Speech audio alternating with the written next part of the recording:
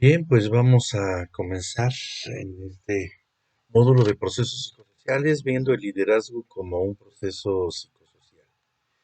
Em, Como antecedente tenemos como temática anterior todo lo que fue trabajo en equipo, que como hemos señalado no es un proceso psicosocial, es un escenario en el cual podemos identificar procesos psicosociales, como también lo es cualquier grupo esté trabajando con la estrategia como equipo o no. ¿Ok? Pero bueno, ahí revisamos algunos conceptos como el de, o los de tarea, proceso, calidad, etcétera, etcétera. Entonces vamos a entrar ahora a uno de esos procesos que es de los más socorridos, interesados en ellos, que es el de liderazgo. Pero lo vamos a abarcar como un proceso psicosocial. Es decir, no como un rasgo de personalidad o un rasgo individual que algún individuo puede tener para ejercer, digamos, mayor influencia en otras personas. Regularmente esa concepción es la que más se utiliza, la mayoría de la gente entiende por liderazgo este actuar de una persona que influye sobre los colaboradores, como en una sola vía, como un conjunto de características individuales. Y como hemos dicho, bueno, no es el nivel grupal esta concepción. En cambio, estamos hablando como proceso psicosocial, que esta influencia, intentos de influir y efectos de influir, se presenta dentro de los grupos y entre las personas. Es decir, no es propiedad ni obligación ni función únicamente de quien es nombrado como jefe o líder, aunque en las teorías organizacionales se asume mucho y en las psicológicas también, que el liderazgo es ese poder o esa capacidad que tiene un individuo para influir al grupo en general o al conjunto de individuos, pero no se piensa mucho en que entre los individuos también hay estos intentos de influir para que los otros cambien su forma de pensar, de actuar o de sentir. Bien, entonces una de las, digamos, teorías o propuestas más comunes es esta cuestión del liderazgo transformador, que busca transformar, digamos, a la otra persona. No de manera total, evidentemente, pero sí como un sinónimo de poder influir en diversas dimensiones, ¿no? Eh, Esta concepción sí considera esta necesidad de que cada miembro promueva a- al grupo, o sea, cada miembro del grupo promueva que se transformen en personas mejores, incluyéndose cada uno de ellos. Es decir, otra vez se subraya esto de el entender y concebir al grupo como este proceso, no como la propiedad o como entes pasivos que reciben la influencia del líder nada más, ¿no? Entonces, cuando esto se logra hacer, podemos pensar, podemos tener la esperanza de que se modifique el ambiente laboral o el ambiente del grupo y que se promueva un verdadero desarrollo de los individuos y también del grupo como tal. Entonces, evidentemente, los estilos y la forma de trabajar de los individuos son recursos estratégicos para la organización. Es decir, a partir de cómo la gente trabaja, con qué estilos lo hace, son recursos de alto valor estratégico porque las personas representan sus talentos, pero en los grupos interactúan, digamos que estos talentos. Pero no es que se influyan de manera directa y mecánica unos con otros. No se podría concebir esto como el funcionamiento de un motor de vehículo, por ejemplo. ¿Sí? Pero sí representan recursos estratégicos. Infortunadamente, en muchas organizaciones no se les concibe así, no se alcanzan a concebir así de alguna forma. Y a veces se pone más atención y preocupación a los equipos, y me refiero a computadoras, a instalaciones, a la imagen, etcétera, etcétera, y no a estos elementos que están conformados por comportamientos, por pensamientos, por emociones, etcétera. Ahora bien, estas formas de trabajo son el resultado de una mezcla de características individuales, obviamente, pero no es la suma aritmética de esas características individuales, sino que en cada grupo las características individuales de cada individuo, digamos que se configuran o que se mezclan probablemente de manera diferente, ¿ok? Por diversas razones. Y estos recursos estratégicos, estos estilos y formas de trabajar, pues determinan los resultados de la organización, aunque pensemos en la organización para empezar solamente como el nivel grupal. ¿De acuerdo? Ahora, para influir a los participantes se requieren una serie de habilidades básicas y de ciertas destrezas que tienen que ver con la situación. Las habilidades básicas, digamos que estarían ubicadas en el nivel individual, es decir, estas habilidades que podemos tener cualquier persona para comunicar de manera persuasiva, la capacidad cognitiva de hacer análisis reflexivos acerca de la realidad, la capacidad que tenemos para manejar conflictos, para poner en práctica la tolerancia, la creación de soluciones, el abordaje de problemas, lograr una negociación, no en el sentido mercantil, sino una negociación como un encuentro entre dos individuos, quizás con diferentes formas de pensar, ¿ok?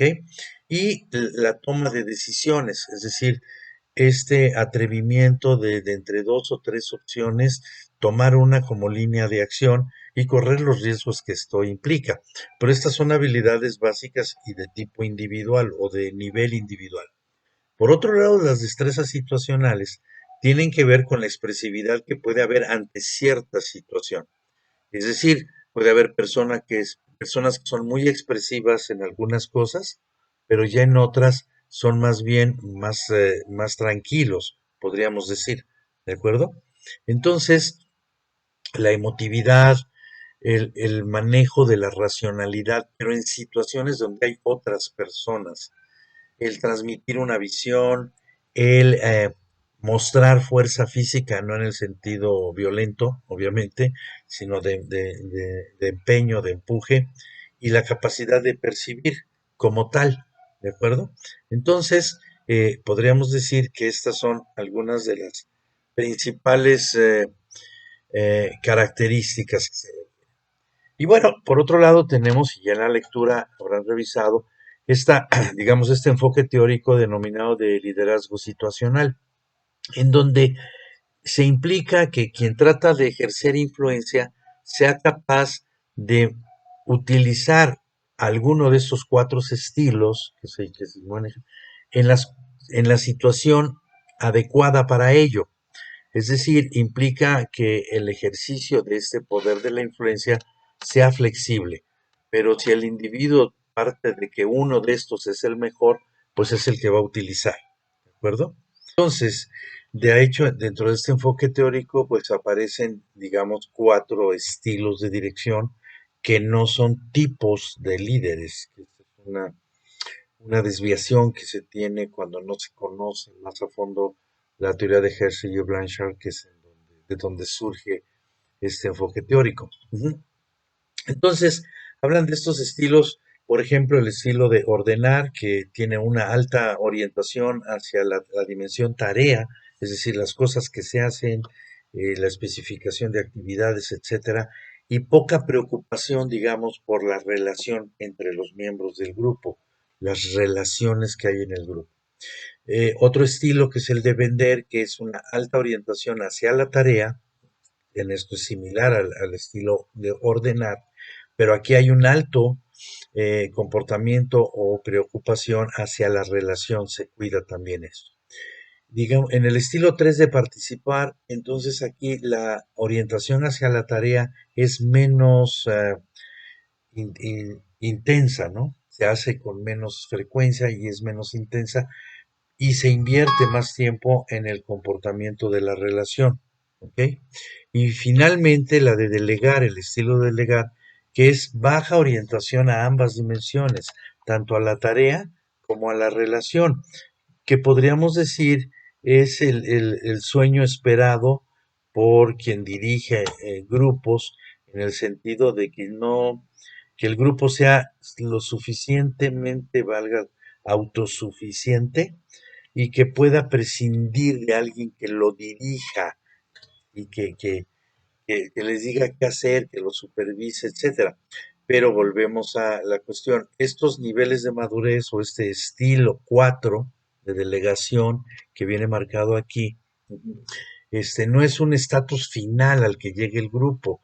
El grupo en algunos momentos puede estar en una situación en la cual la relación es de muy buena calidad entre sus miembros, el dominio de la tarea también ha sido ya bastante significativo. Entonces el grupo puede, digamos, trabajar de manera autosuficiente. Pero cuando esta situación cambia, y puede cambiar no nada más por las características de los individuos, sino porque el entorno, la tarea o la naturaleza de la tarea se modifica, entonces se requiere que se utilicen otros estilos y a lo mejor empezar de nuevo como ciclo de ordenar, persuadir, participar y delegar. ¿Ok?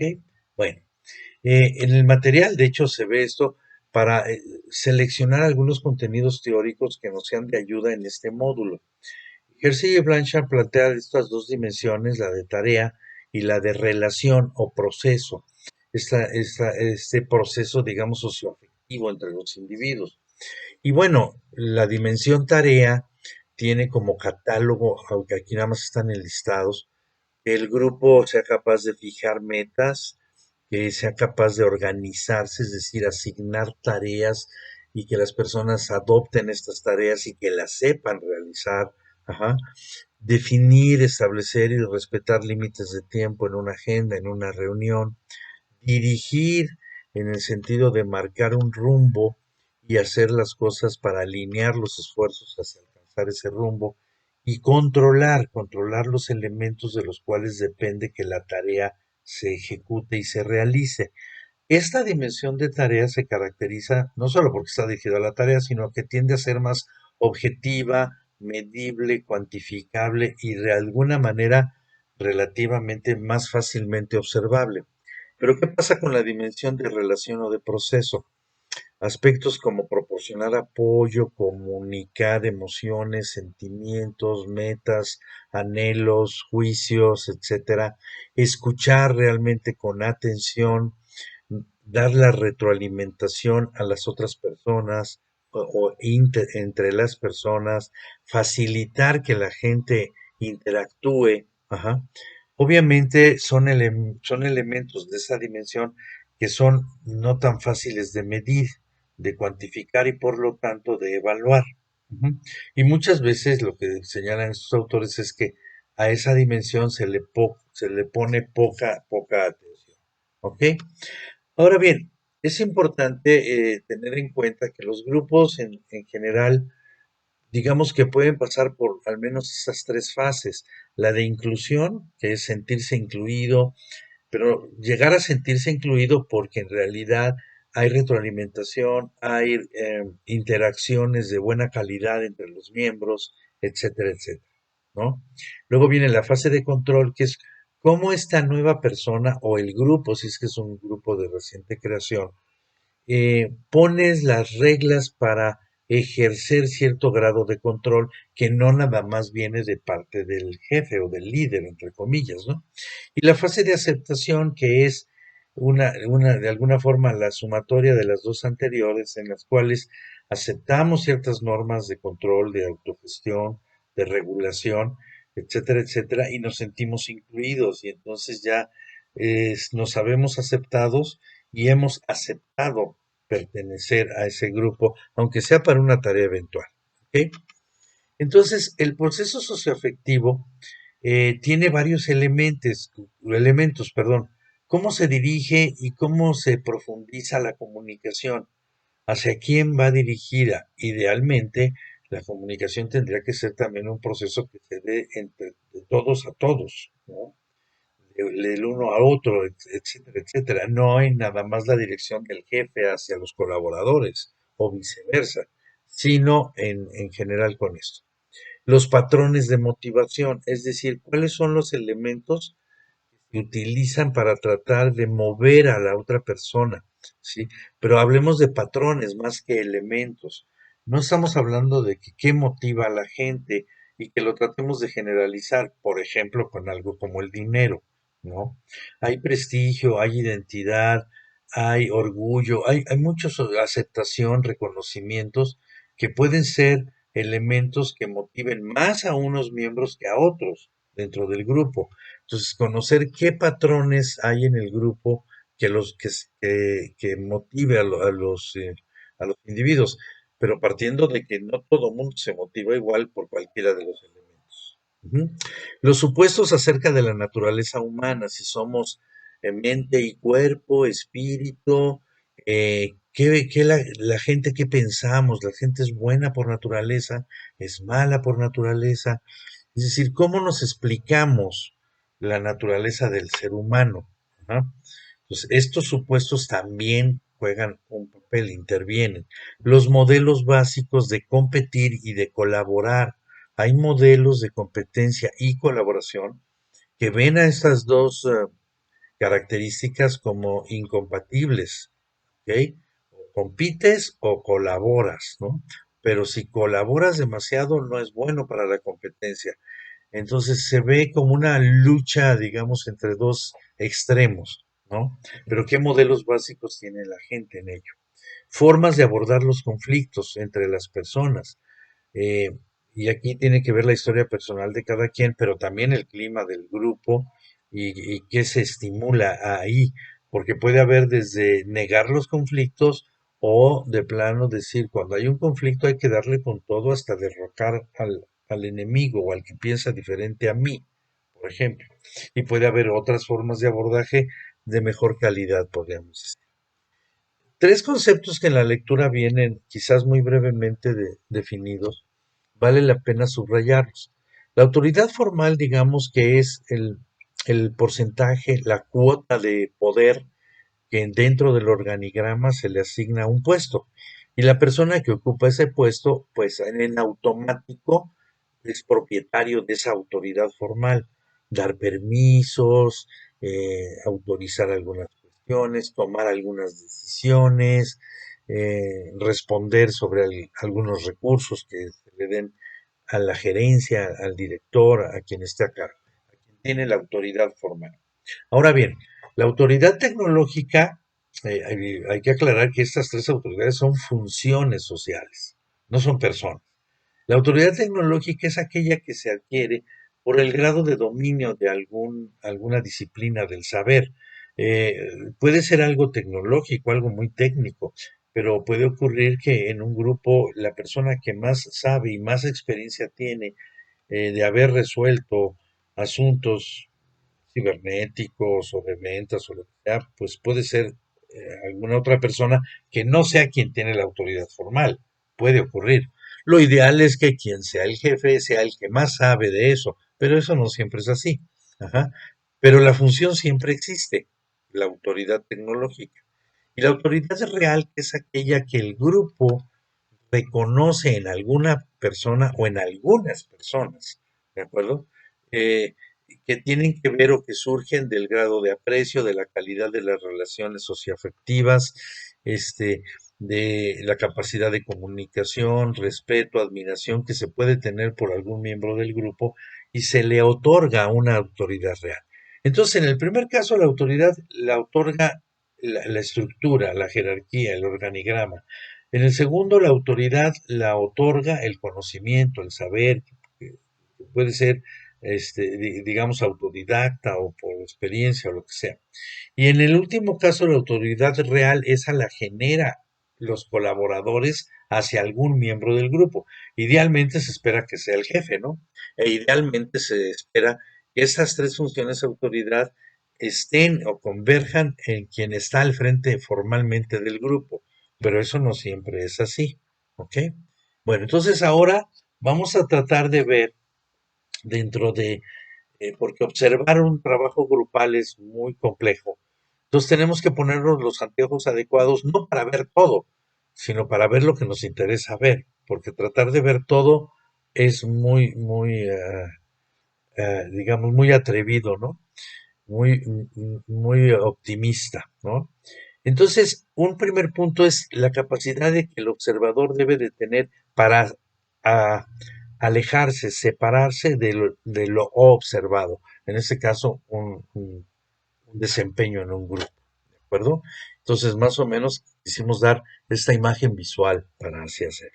Y para ello, bueno, vamos a ver una pequeña escena de una película, y es una pequeña ilustración para mostrar estas como interacciones con influencia, ¿de acuerdo? Bueno, se trata de una escena de una película un poco clásica. I don't know what to say, really. 3 minutes to the biggest battle of our professional lives. All comes down to today. La historia trata de un coach Either we heal de un equipo de as fútbol a team, americano. or we're going to crumble. Y esta escena es en el Inch medio by tiempo. inch, play by play, till we're finished. We're in hell right now. Evidentemente el equipo va perdiendo. Believe me. And we can stay here, get the shit kicked out of us, or we can fight our way back into the light. We can climb out of hell. Ahí hay comportamiento no One verbal inch at a time. y hay contenido. Now, I can't do it for you. I'm too old. Este personaje trata de influir en I look ellos. around, I see these young faces, and I think, I mean, I made every wrong choice a middle-aged man can make. I pissed away all my money, believe it or not. I chased off anyone who's ever loved me. And lately, I can't even stand the face I see in the mirror. You know, when you get old in life, things get taken from you. I mean, that's part of life. But you only learn that when you start losing stuff. You find out life's this game of inches. So is football. Because in either game, life or football, the margin for error is so small. I mean, one half a step too late or too early, and you don't quite make it. 1/2 second too slow, too fast, you don't quite catch it.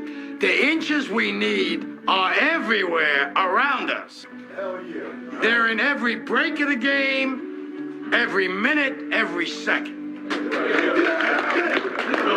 On this team, we fight for that inch. On this team, we tear ourselves and everyone else around us to pieces for that inch. We claw with our fingernails for that inch. Because we know when we add up all those inches, that's gonna make the fucking difference between winning and losing. Between living and dying. I'll tell you this, in any fight, it's the guy who's willing to die who's gonna win that inch. And I know if I'm gonna have any life anymore, it's because I'm still willing to fight and die for that inch. Because that's what living is. The 6 inches in front of your face. Now I can't make you do it. You gotta look at the guy next to you. Look into his eyes. Now I think you're gonna see a guy who will go that inch with you. You're gonna see a guy who will sacrifice himself for this team because he knows when it comes down to it, you're gonna do the same for him. Right? That's a team, gentlemen. And either we heal now as a team, or we will die as individuals. That's football, guys. That's all it is. Now, what are you gonna do?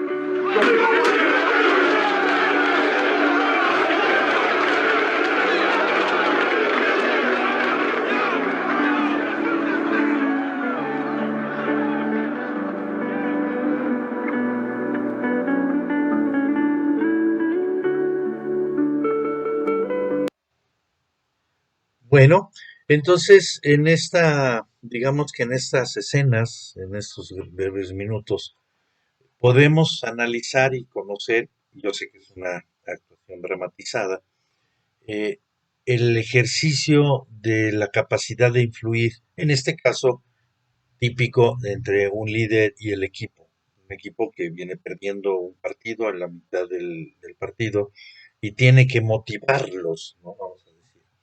Ya nosotros podemos tener que la capacidad para ver cómo maneja el lenguaje, cómo cambia el ritmo, qué palabras utiliza, pero también, como es algo cinematográfico, podemos darnos cuenta de expresiones faciales, de movimientos que hace el coach, lo que hace con sus manos, con el objeto que trae en las manos, y aparte del contenido verbal, pues está todo lo demás que va él utilizando para influir a los demás. ¿Ok? Entonces, típicamente nosotros vamos a estar viendo de alguna forma estos aspectos en, en, en todo lo que tiene que ver en los procesos psicosociales. ¿Ok? Muy bien.